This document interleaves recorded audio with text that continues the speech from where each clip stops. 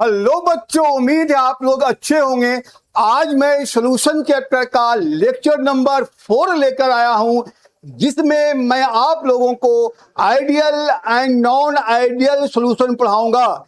इससे पहले का लेक्चर मैं प्ले लिस्ट में दे चुका हूं, जहां पे जाके आप लोग देख लेंगे।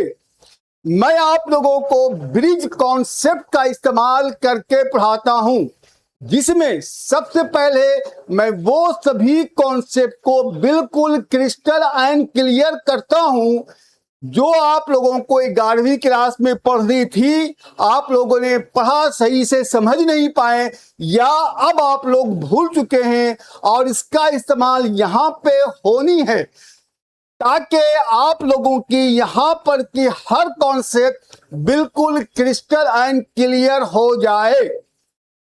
और साथ साथ मैं इसी से related readymade note description box में दे चुका हूं।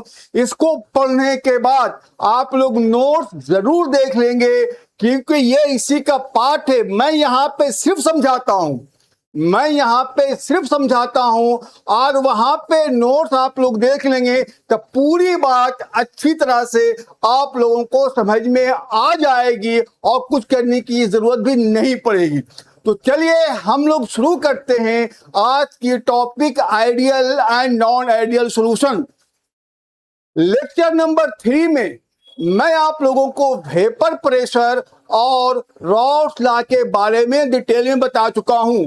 ये हमारे रॉड्स बाबा हैं, जिन्होंने एक लॉ को एस्टेब्लिश किया था कि total pressure of the solution, कोई सॉल्यूशन है जो बाइनरी है, उसके अंदर जो कंपोनेंट है उसकी जो टोटल प्रेशर होगी P total pressure of the solution जो होगी हमारी पी टोटल इक्वल टू काई पी नॉट ए काई ए प्लस पी नॉट बी काई बी। मतलब रॉस ने क्या कहा था कि जो टोटल प्रेशर है, टोटल वेपर प्रेशर किसी सॉल्यूशन की जो होती है वो सम होती है उसके पार्शियल प्रेशर, जितने भी कंपोनेंट है उसके पार्शियल प्रेशर की। अब हुआ क्या बच्चों, रॉस ने ये बात तो कह दिया, रॉस ने ये बात को कहा और एस्टेब्लिश भी कर दिया, लेकिन हुआ क्या कि जब अप्लाई करने की बारी आई कि क्या रॉस ने जो बातें कही थी वो सभी सॉल्यूशन में सभी जगह अप्लाई होती है या नहीं होती है। तो जब देखा गया एक्सपेरिमेंट करके तो दो ग्रुप बन गया। एक रॉस बाबा हैं, उनके मानने वाले, मतलब के उनके बात को मानने वाले, उनका जो फार्मूला था उनको फॉलो करने वालों के ग्रुप। दूसरा रॉस बाबा की अपोज करने वाले ग्रुप, रॉस बाबा की रोता हुआ नालायक ग्रुप जो रॉस को फॉलो नहीं किया, एक हंसता हुआ जो रॉस बाबा को फॉलो करने वाला ग्रुप। मतलब एक वैसा सॉल्यूशन का ग्रुप जो रॉस लॉ को फॉलो करने वाला खिलखिलाता हुआ हंसता हुआ ग्रुप, और दूसरा हमारा रोता हुआ ग्रुप, नालायक ग्रुप। तो इस तरह से रॉस बाबा के हिसाब से दो तरह का सॉल्यूशन बन जाता है। एक वो ग्रुप सॉल्यूशन का जो रॉस लॉ को फॉलो नहीं करता है, एक वो ग्रुप सॉल्यूशन का जो रॉस लॉ को फॉलो करता है। तो वैसा सॉल्यूशन जो रॉस लॉ को फॉलो करता है उसे बोला गया आइडियल सॉल्यूशन, जो रॉस लॉ को फॉलो नहीं करता है उसे बोला गया नॉन आइडियल सॉल्यूशन।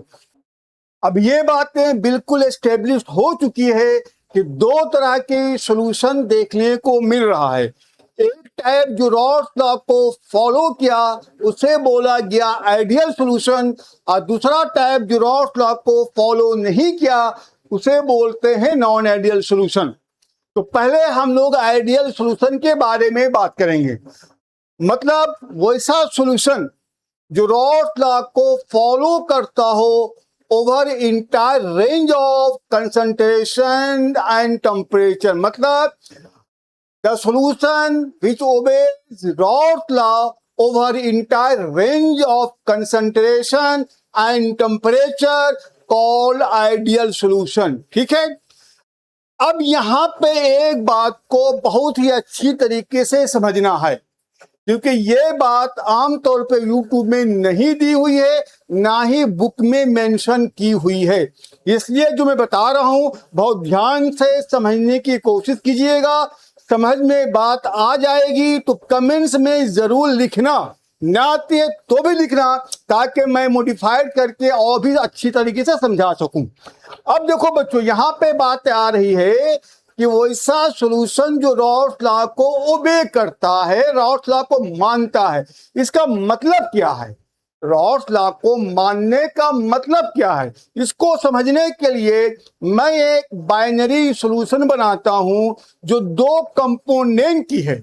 एक कंपोनेंट ए जिसकी मोल फ्रैक्शन काई ए और प्योरेस्ट फॉर्म की vapour pressure P not a.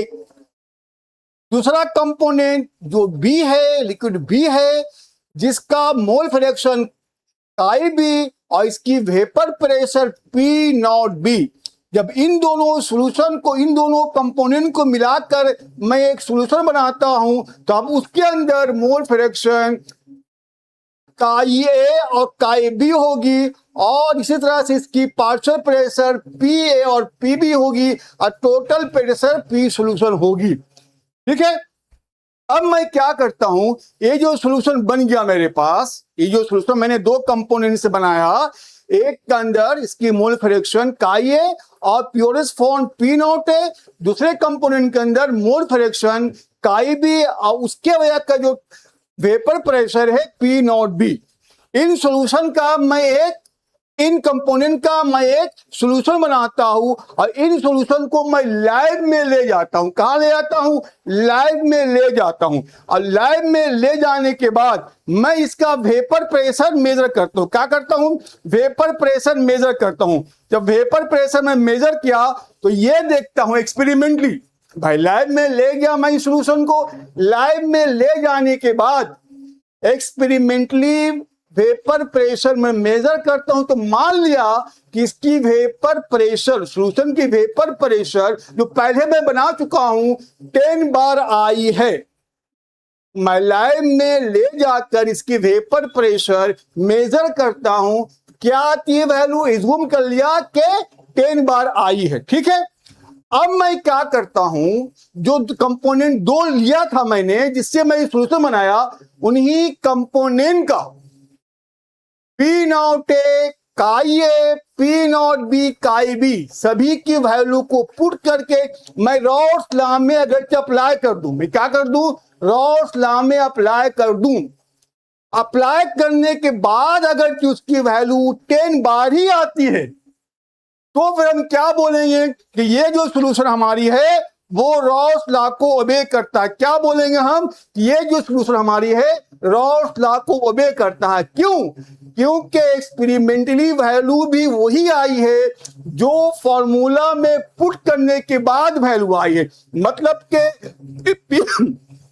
Sorry, P total by experiment और पी टोटल बाई फॉर्मूला दोनों वैल्यू सेम है। इसलिए इस तरह के सॉल्यूशन को हम लोग क्या बोलते हैं? आइडियल सॉल्यूशन बोलेंगे। इसी को बोलते हैं कि रॉल्स लॉ को फॉलो करता है। तो अब ये बातें तो आप लोगों को बिल्कुल क्लियर हो गई कि रॉल्स लॉ को फॉलो करने का सेंस क्या है, मतलब क्या है। मतलब कि वो सॉल्यूशन जिसकी वेपर प्रेशर की वैल्यू एक्सपेरिमेंटली इक्वल हो जाए, जब हम लोग कैलकुलेट करते हैं बाय फॉर्मूला, रॉल्स लॉ के फॉर्मूला में पुट करके जब हम उसकी वैल्यू निकालते हैं, जो वैल्यू वहां पे आती है वही वैल्यू अगर सेम एक्सपेरिमेंट करके आती है, तो उस तरह के सॉल्यूशन को बोलते हैं आइडियल सॉल्यूशन। ठीक है। अच्छा साहब, अब बात यह आती है कि आखिर इस तरह के सॉल्यूशन में जो आइडियल है, कौन सी ऐसी बात है, क्या इसके अंदर हो रहा है, कौन सी प्रॉपर्टी है जिस वजह कर फॉर्मूला में भी वही डाटा, फॉर्मूला से भी वही डेटा और एक्सपेरिमेंटल भी वही डेटा। तो बहुत रिसर्च करने के बाद जो मेन रीजन समझ में आती है वो ये है कि अगर मैं इसको मोलिकुलर लेवल पे स्टडी किया जाता है, तो ये ऑब्जर्व किया गया है, ये देखा गया है कि जो कंपोनेंट ए है उसकी इंटरमोलिकुलर फोर्स, जो कंपोनेंट ए है उसके बीच जो इंटरमोलिकुलर फोर्स है, उसके बीच जो बॉन्ड है, उसके बीच जो अट्रैक्शन है, कंपोनेंट ए के बीच जो मोलिकुलर फोर्स है उसकी वैल्यू कंपोनेंट बी के बीच होगी और same value component A B के बीच की वैल्यू होगी। मतलब कि जो इंटरमोलिकुलर फोर्स है, जो कंपोनेंट ए की है वही same intermolecular force component B की है, वही same intermolecular force component solution की भी है। मतलब कि कंपोनेंट ए बी की है, ए बी के बीच में भी वही इंटरमोलिकुलर फोर्स जो ए के बीच में है, वही इंटरमोलिकुलर फोर्स जो बी के बीच में है। तो जब इंटरमोलिकुलर फोर्स सभी कंपोनेंट की इक्वल हो जाए, उसके सॉल्यूशन की जो उस कंपोनेंट से मिलके बनी हुई है, तो उस तरह के सॉल्यूशन को आइडियल बोला गया और वही आइडियल सॉल्यूशन की मेन रीजन थी। अब ये बात बिल्कुल क्लियर हो चुकी है कि जो सॉल्यूशन रॉस लॉ को ओबे करेगा वो आइडियल होगा। तो आइडियल सॉल्यूशन होने के लिए रॉस लॉ को ओबे करना जरूरी है। मतलब जो रॉस लॉ की ग्राफ है उसको भी फॉलो करना पड़ेगा। ठीक है, अच्छा, अब क्या सिर्फ वेपर प्रेशर से ही रॉस लॉ के ओबे करने वाली बात खत्म हो जाती है? क्या आगे भी कोई बात है? भाई, रॉस लॉ में सिर्फ वेपर प्रेशर का ही रोल है कि वेपर प्रेशर जो एक्सपेरिमेंटल है, अगरचे वही वेपर प्रेशर रॉस लॉ के फार्मूला में पुट करके निकाला जाए, अगर दोनों इक्वल हो जाएगी तो हमारी रॉस लॉ को ओबे कर जाएगी और ये सॉल्यूशन हमारी आइडियल हो जाएगी। क्या नहीं बात है? नहीं। जब हम लोग और स्टडी करते हैं और देखते हैं तो दो प्रॉपर्टी इस तरह की सॉल्यूशन, मतलब के आइडियल सॉल्यूशन की दो फर्दर प्रॉपर्टी और भी देखने को मिलती है। पहली प्रॉपर्टी जो है इसे बोलते हैं चेंज ऑफ इंथाल्पी।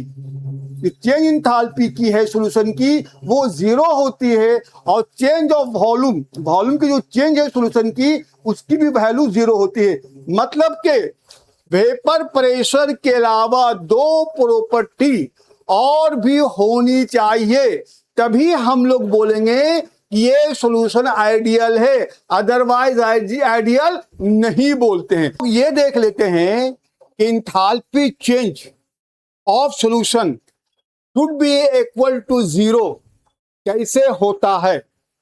भाई, जब हम दो कंपोनेंट मिलाते हैं और उसके वजह का जो सॉल्यूशन बनती है, तो सॉल्यूशन की जो इंथाल्पी है वो जीरो कैसे होती है? जिसको समझने के लिए सबसे पहले मैं क्या किया, कंपोनेंट ए, लिक्विड ए मैं ले लिया, जिसके बीच जो इंटरमोलिकुलर फोर्स है उसको ब्रेकअप करने के लिए, बॉन्ड को तोड़ने में जो एनर्जी लगती है वो बाहर से एनर्जी को हम लोग देते हैं। तो यहाँ पे ए को जब मैं तोड़ूंगा तो बाहर से एनर्जी जो पड़ेगी, जरूरत एनर्जी की जो रिक्वायरमेंट होगी, मान लिया कि 10 जूल है। इसी तरह से मान लो बी के बीच, बी और बी के बीच जो हमारी इंटरमोलिकुलर फोर्स है उसको ब्रेकअप करने में भी एनर्जी 10 जूल ही लगेगी। क्यों? क्योंकि इसकी जो इंटरमोलिकुलर फोर्स है वो बिल्कुल इसके इक्वल है। ठीक है, अब यहां पे जब आप ए को तोड़ रहे हैं तो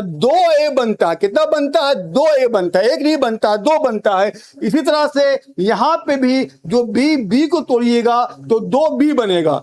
अब जो सॉल्यूशन की तरफ आप आएंगे तो सॉल्यूशन में ए बी, इसी तरह से दूसरा का ए बी, मतलब कि दो मोलिक्यूल ए बी का बन जाएगा। तो जब दो कंपोनेंट मिल करके प्रोडक्ट बनाता है, बॉन्ड बनाता है, तो उस सिचुएशन में एनर्जी रिलीज होती है। ठीक है, यहां पे दो मोलिक्यूल ए बी बनने के वजह कर भी 20 जूल ही एनर्जी रिलीज होगी, क्योंकि ए बी बनने से 10 जूल एनर्जी की रिलीज होती है। इसी तरह से दूसरा भी जब ए बी बनेगा तो उससे भी 10 जूल ही एनर्जी रिलीज होगी, क्योंकि सभी की बॉन्ड लेंथ बिल्कुल इक्वल है। तो आप कह सकते हो कि सॉल्यूशन के अंदर जो एनर्जी रिलीज हो रही है, जो एनर्जी निकल रही है, वो 20 जूल है। और जो एनर्जी की जरूरत है प्रोडक्ट रिएक्टर में बॉन्ड को तोड़ने में, वो भी टोटल 20 जूल ही है। हर एक में 10 जूल है। इसलिए अगर ये देखोगे तो जितना हीट की रिक्वायर्ड है उतनी ही हीट रिलीज भी हो रही है। तो इसलिए हम लोग कह सकते हैं कि डेल्टा एक्स ऑफ सॉल्यूशन या delta X of mixture should be 0। लोग delta V mixing should be equal to 0 को अच्छी तरह से समझ लेते हैं कि वॉल्यूम मिक्सर के वो भी 0 कैसा होता है, इसको अच्छी तरह से समझते हैं। तो पहले हम लोग क्या करते हैं, लिक्विड ए ले लेते हैं और उसके बीच जो ए है उसके बीच जो डिस्टेंस है एक पर्टिकुलर डिस्टेंस होगी, मतलब कि एक पर्टिकुलर वॉल्यूम होगी। सेम वॉल्यूम बी के बीच भी होगी।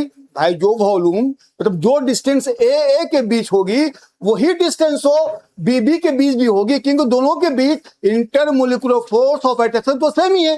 तो इसलिए जो डिस्टेंस मतलब कि जो वॉल्यूम ए के बीच है, भाई डिस्टेंस को तो वॉल्यूम बोलेंगे। मान लो हमारा ए है तो इतना जो डिस्टेंस है इसकी जो डिस्टेंस है, इतना जो एरिया है, इसी को तो वॉल्यूम बोलेंगे। वही एरिया तो बी के बीच भी तो होगी, वही एरिया तो बी के बीच भी होगी। मतलब कि जो एरिया है, जो वॉल्यूम है ए के बीच इक्वल होगी बी के बीच। ठीक है, अब हम लोग क्या करते हैं, ए बी को मिला देते हैं। जब ए बी को मिलाएंगे तो प्रोडक्ट के साइड में, सॉल्यूशन के साइड में 2 मोलेक्यूल ए बी की बन जाएगी। कितनी बन जाएगी? 2 मोलेक्यूल। तो मान लो अगर के ए के अंदर वॉल्यूम हमारी 10 ml है और बी की वॉल्यूम हमारी 10 ml है, तो टोटल कंपोनेंट की वॉल्यूम 20 ml हो गई। सॉल्यूशन के साइड में ए बी के बीच वॉल्यूम मान लो 10 ml है और दूसरी मोलेक्यूल ए बी के बीच में वॉल्यूम 10 ml ही है। तो यहां पे भी तो ऐड करने के बाद 20 मोल ही 20 ml ही वॉल्यूम तो हो गई। इसलिए जो सॉल्यूशन की वॉल्यूम हुई वो बिल्कुल इक्वल किसकी हो गई? रिएक्टेंट के, मतलब के कंपोनेंट के सम की वॉल्यूम हो जाती है। इसलिए वॉल्यूम में कोई चेंजिंग नहीं आती है। इसीलिए कह सकते हैं delta V mixing should also be equal to 0। तो हम लोगों ने आइडियल सॉल्यूशन के बारे में बहुत सारी बातें कर ली। पहले तो मैंने बताया कि वैसा सॉल्यूशन जो रॉल्स लॉ को ओबे करता है, ओबे कैसे करता है, इसका क्या सेंस है, मैं बिल्कुल बता चुका हूं कि आप उसकी वेपर प्रेशर को, सॉल्यूशन की वेपर प्रेशर को एक्सपेरिमेंटली ऑब्जर्व कीजिए, एक्सपेरिमेंटली कैलकुलेट कीजिए और फिर उसी को फॉर्मूला में अप्लाई करके कैलकुलेट कीजिए। अगर कि दोनों की वेपर प्रेशर इक्वल होती है तो उसे आइडियल सॉल्यूशन बोलेंगे। इसके साथ साथ हम लोगों ने 2 प्रॉपर्टी को अलग से स्टडी करके देख लिया कि डेल्टा एच शुड बी 0 हुई कि नहीं हुई, और हुई तो कैसे हुई, और delta V mixing should be equal to 0 हुई कि नहीं हुई, और हुई तो कैसे हुई। तो इन 3 चीज को जो सॉल्यूशन ओबे करता है उसे आइडियल सॉल्यूशन बोलेंगे। अब कुछ एग्जाम्पल के बारे में बात करते हैं। आमतौर पर आइडियल सॉल्यूशन नेचर में बहुत रेयर होता है, ना के बराबर होता है, बहुत रेयर होता है, लेकिन फिर भी कुछ सॉल्यूशन हमारा आइडियल होता है। अब आइडियल सॉल्यूशन को पकड़ने का बहुत आसान तरीका है। 2 कंपोनेंट लीजिए और दोनों के बीच 2 कंपोनेंट लीजिए, अगर तो दोनों के बीच intermolecular force of attraction same या लगभग सेम तो नहीं होगा, लगभग सेम है, अगर है नेचर दोनों का सेम है, दोनों का इंटरमोलिकुलर फोर्स सेम है, तो दोनों कंपोनेंट मिलकर आइडियल सॉल्यूशन बनाएगा ही बनाएगा। बहुत रेयर होता है, फिर भी कुछ एग्जाम्पल है, आप उसको देख सकते हैं। जैसे देख लीजिए आप जहाँ करके एन हेक्सेन, नॉर्मल हेक्सेन, दूसरा दे सकते हैं आप नॉर्मल हेप्टेन। नॉर्मल हेक्सेन और नॉर्मल हेप्टेन के बीच आइडियल सॉल्यूशन बनता है। दोनों जब मिल जाएगा तो आइडियल सॉल्यूशन बन जाएगा, क्योंकि दोनों हमारा अल्केन है, बस एक कार्बन का फर्क है। ठीक है, दूसरा एग्जाम्पल जो आपके लिए है वो हो सकता है हमारा बेंजीन और टॉलिन। बेंजीन और टॉलिन मिलने के बाद भी आइडियल सॉल्यूशन बनता है। क्योंकि दोनों के अंदर बेंजीन रिंग है, सिर्फ एक जगह मिथाइल ग्रुप लगी हुई है तो ज्यादा फर्क पड़ने वाला नहीं है। इसलिए बेंजीन और टोलिन। दूसरा मैंने बताया आपको normal hexane and normal heptane. तीसरा जो पेयर आप बोल सकते हैं ब्रोमोइथेन और क्लोरोइथेन। ब्रोमोइथेन और क्लोरोइथेन, इसमें सिर्फ और सिर्फ एक जगह ब्रोमीन है, एक जगह क्लोरीन है। दोनों कंपाउंड लगभग सेम है, दोनों कंपोनेंट लगभग सेम है। इसलिए इसके भी पेयर को, इसके भी मिक्सचर को हम लोग आइडियल सॉल्यूशन कहते हैं। तो आइडियल सॉल्यूशन तभी होगा जब दो कंपोनेंट एक ही तरह की लगभग हो, एक तरह की हो, इंटरमोलिकुलर फोर्सेस ऑफ अट्रैक्शन दोनों में सेम हो। एग्जाम्पल मैंने कहा बता दिया, normal hexane plus normal heptane. दूसरा मैंने बताया आपको बेंजीन एंड टोलिन। तीसरा मैंने बताया आपको ब्रोमोइथेन एंड क्लोरोइथेन।